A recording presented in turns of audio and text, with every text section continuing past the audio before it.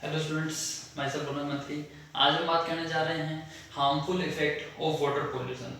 Water जो pollute हो रहा है, मतलब पानी जो प्रदूषित होता जा रहा है, उसके क्या क्या हार्मफुल इफेक्ट हो सकते हैं, उससे हमें क्या क्या प्रकार किस किस प्रकार की बीमारियां हो रही हैं, क्या क्या हार्मफुल इफेक्ट्स हो रहे हैं, उनके बारे में डिस्कस करेंगे।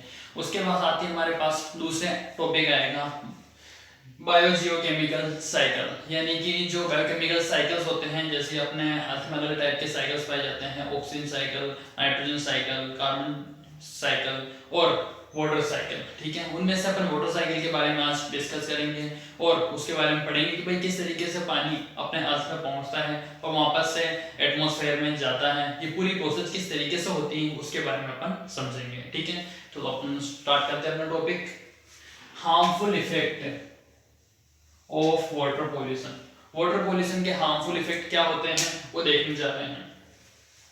अपन पॉइंट वाइज पढ़ने की कोशिश करेंगे इसको। देखिए, the addition of undesirable substance to water bodies.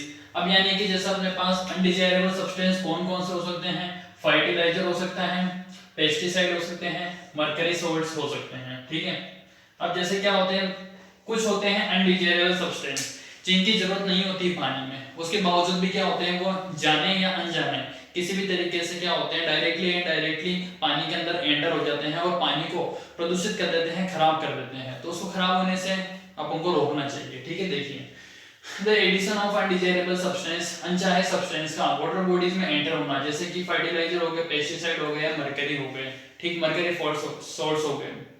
Pesticide कैसे एंटर होंगे, जैसे कि खेतों में अपन पेस्टिसाइड और फर्टिलाइजर का यूज करते हैं, तो इनमें क्या होता है, केमिकल्स होता है। तो ये केमिकल क्या होता है, पानी में घुलता है, क्योंकि अपन पानी क्या करते हैं, इरिगेशन जो प्रोसेस होती है जिसमें पानी पिलाना होता है पेड़ पौधों को, उसके साथ में पानी उनके साथ जाता है और पानी फिर आगे कुछ बह करके भी जाता है। वो पानी बह कर जाएगा नदियों वगैरह में, तो वहां पे क्या हो गया, ये सारे फर्टिलाइजर पानी के अंदर मिक्स हो गए हैं।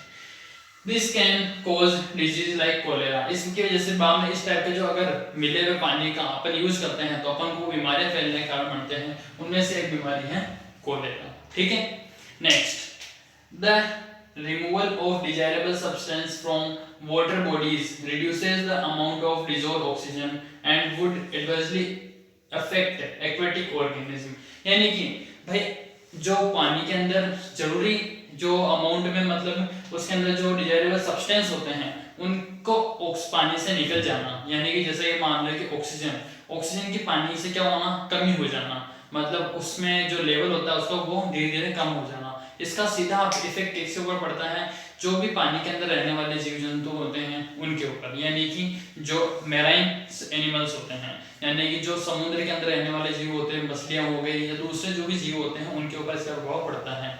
क्यों, क्योंकि वो क्या करते हैं, एक तो पहले वाटर के अंदर ऑक्सीजन की जो अमाउंट होती है वो लिमिटेड होती है, और उसमें से भी क्या हो रही है, उसका अपन क्या कर रहे हैं, दूसरे सब्सटेंस उसके अंदर मिला रहे हैं, अनडिजायरेबल सब्सटेंस। तो क्या हो रहा है, उसकी वजह से उसमें अनचाहा चेंज आ रहा है, और वो पानी को जो यूज करते हैं एनिमल्स, यानी जो उसके अंदर रहते हैं, ऑर्गेनिज्म रहते हैं जो वाटर बॉडीज के अंदर, उनके लिए वो यूज करने लायक नहीं रह पाता है। और जो डिजॉल्व ऑक्सीजन का जो यूज करते हैं, पानी के अंदर घुली हुई ऑक्सीजन का यूज जो कर रहे हैं मेराइन ऑर्गेनिज्म, वो पूरी तरीके से नहीं कर पा रहे हैं और उनके ऊपर इसका बहुत बुरा प्रभाव पड़ता है।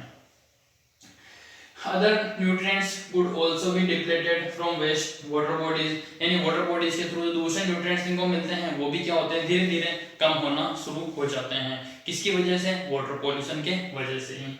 Next, a change in temperature. अब क्या होता है, दूसरा भी टेम्परेचर में बदलाव हो जाता है, क्योंकि उसके अंदर अलग अलग टाइप के केमिकल मिलाए जा रहे हैं वाटर बॉडीज में। तो वो क्या हो रहा है, वो सारे इंडस्ट्रीज हो, बड़ी बड़ी फैक्ट्रीज होती हैं, उनके तो जो वेस्ट केमिकल निकलता है उसको क्या होता है, सीधा वाटर बॉडीज में छोड़ दिया जाता है। तो वहां पे क्या होता है, उनमें जाकर के वो क्या होता है, पानी के टेम्परेचर को अचानक से चेंज कर देता है। उसके अंदर जितने भी ऑर्गेनिज्म रह रहे हैं, फिर उसका क्या होगा, इनके ऊपर बहुत ज्यादा बुरा प्रभाव पड़ेगा।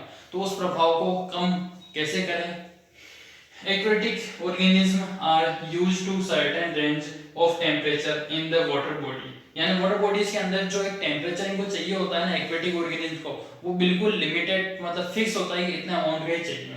where they live and sudden marked change in this temperature would be dangerous for them or affect their breeding। यानी कि अब अचानक से पानी के अंदर टेम्परेचर क्या हो गया है, बढ़ गया है या कम हो गया है, तो इसका सीधा प्रभाव पड़ेगा उनकी ऑर्गेनिज्म जितने भी हैं उनकी लाइफ पे, उनकी जितनी भी प्रजातियां हैं उनके ऊपर इसका प्रभाव पड़ेगा और धीरे धीरे वो क्या होगी, खत्म होने लग जाएगी।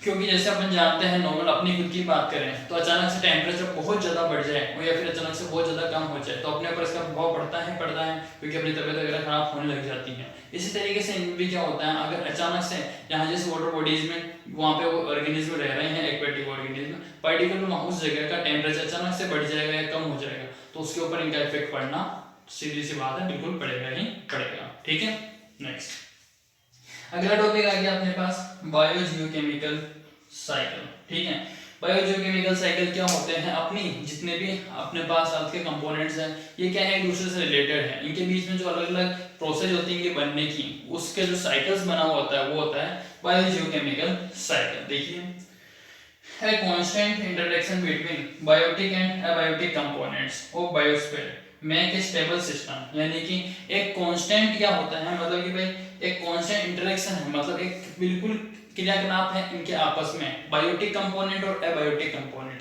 बायोटिक कंपोनेंट मतलब कि सारे लिविंग ऑर्गेनिज्म, एबायोटिक कंपोनेंट यानी कि नॉन लिविंग ऑर्गेनिज्म, ये आपस में मिलकर के आपस में कुछ संबंध स्थापित कर करके एक इंटरेक्शन बनाते हैं। These interaction consist of transfer of matter and energy between different components of biosphere, और इनमें क्या होता है, अलग अलग कंपोनेंट्स में एनर्जी का ट्रांसफर होता है, एनर्जी का लेन और देन होता है, मतलब लेना और देना। तो इनके थ्रू क्या होता है, कुछ साइकिल्स बनते हैं, वो होते हैं बायोजियोकेमिकल साइकिल। अलग अलग टाइप के होते हैं, पहले अपन बात करने जा रहे हैं द वाटर साइकिल।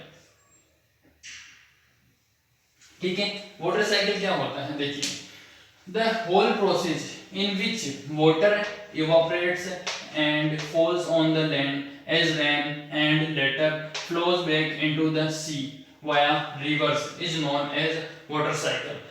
यानी कि एक ऐसी process in which water evaporate, पानी क्या होता है जहाँ पे वाटर बॉडीज है वहां से गर्म होकर के ऊपर की तरफ उठ रहा है और उठ करके कहाँ जा रहा है, एटमॉस्फेयर में, and false on the land, वापस से क्या होता है, ठंडा होकर के जमीन पे बारिश के रूप में गिरता है, एज रेन, बारिश के रूप में, and later flows back into the sea, और वापस से बह करके चला जाता है कहाँ पे, समुद्रों में, फिर वया रिवर्स यानी कि रिवर्स के होते हुए या रिवर के through, is known as water cycle. तो ये हुई वाटर साइकिल। ठीक है, क्या है, सब वाटर बॉडीज यानी कि समुद्र वगैरह में पानी है, गर्म हो रहा है, ऊपर की तरफ जा रहा है उठ करके, फिर वापस से बारिश के रूप में पानी ठंडा होकर के नीचे की तरफ गिर रहा है बारिश के रूप में, वो कहाँ जा रहा है, जमीन पे, जमीन से वापस बह करके समुद्र में आ रहा है। तो ये जो पूरी प्रोसेस हुई, इस प्रोसेस को बोलते हैं वाटर साइकिल। ठीक है, next all of water that falls on the land, जितना भी पानी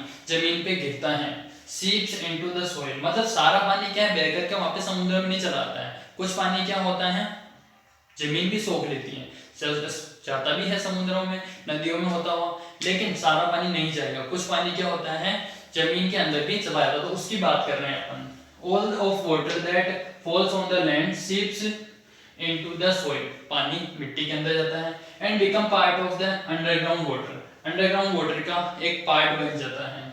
we bring it to the surface, फिर अपन क्या करते हैं उसको, क्योंकि जमीन के अंदर जो पानी होता है उसको अपन फ्रेश वाटर के रूप में काम में लेते हैं, उसको ट्यूबवेल या वेल्स के रूप में बाहर निकालते हैं, surface for over use through wells और ट्यूबवेल्स, जिससे जैसे अपन को जरूरत होती है अपनी जरूरत के अकॉर्डिंग अपन उनको जमीन से बाहर निकालते हैं और काम में लेते हैं। Water is capable of dissolving large number of substance, water क्या होता है, खुद के अंदर बहुत सारी अलग अलग कोई सा भी सब्सटेंस हो उनको ज्यादातर को खुद के अंदर घोलने की कैपेसिटी रखता है। वाटर फ्लोज थ्रू और over rocks containing soluble minerals, यानी कि वाटर क्या होता है, या तो रॉक्स जो होती हैं उनके ऊपर या उनके साथ होता हुआ बह करके आगे जाता है, और जिनके अंदर क्या होता है सोल्यूबल मिनरल्स, यानी मिनरल्स क्या होते हैं उनके अंदर घुल जाते हैं, and some of them dissolve in water, और उनमें से क्या होते हैं ज्यादातर पानी के अंदर घुलेंगे और एंड दीज आर, अब वो क्या हो गए, सारे मिनरल्स पानी के अंदर घुल गए हैं, तो फिर पानी के अंदर जितने भी रहने वाले जीव जंतु वो क्या करेंगे, उन मिनरल्स का यूज करेंगे खुद का जीवन सर्वाइव करने के लिए। And these are used by marine organism, ये सब यूज किया जाएगा मैराइन ऑर्गेनिज्म के थ्रू। तो ये थी हमारे वाटर साइकिल की बात। वाटर साइकिल वाला टॉपिक इंपॉर्टेंट है, तो यहाँ इसको आपको अच्छे से पढ़ना है। कोई डाउट हो, कोई प्रॉब्लम हो तो वापस एक बार जरूर पूछें। आज की क्लास हमारी यहीं ओवर होती है।